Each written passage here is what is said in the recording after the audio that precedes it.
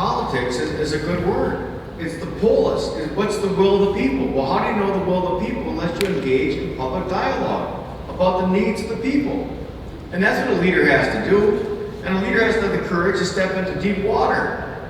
And that deep water oftentimes is contentious. So how do you hold the center? How do you hold your ground? How do you engage with people who have different perspectives than yourself?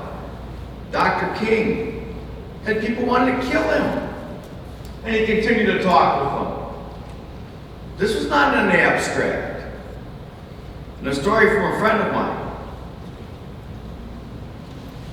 He interviewed a man called Frank Evans. Frank Evans played baseball for Satchel Paige, and one night Frank Evans found himself in the middle of a Klan rally and they were going to lynch him.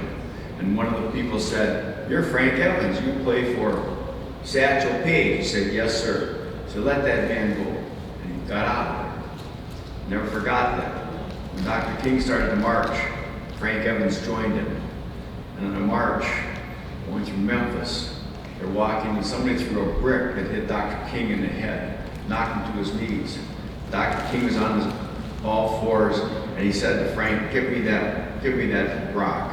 And they brought over the rock. He said, "This is a rock of righteousness." And he said, "Put your hand on that rock." And they all put their hand on the rock. And he said, "Dear God, touch the heart of the one who threw this rock, that they may know your gentleness and love, your power and your forgiveness." A man came out of the crowd, got down on his knees and said, "Dr. King, I'm so sorry." The power of our language, the power of the words that we have. With one word I can lift somebody up, I can tear them down. With one word I can honor somebody or I can humiliate them. Can we not agree that there's too much that's rude and crude? Confucius, 2,500 years ago, said this: "The rectification of a society begins with the reclamation of language." Let me repeat that. The rectification of a society begins with the reclamation of language. The way in which we talk to and with each other. To engage each other in conversations, not to destroy each other with our words. And that's what happens. And what I'm very concerned about is this.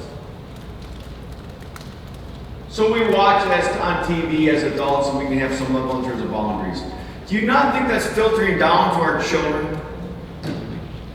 Ask any parent who has their child in middle school, and they'll tell you how terrified they are of their child being targeted with language that's destructive and how difficult it is. You can't even protect them because of the things that come across on electronic.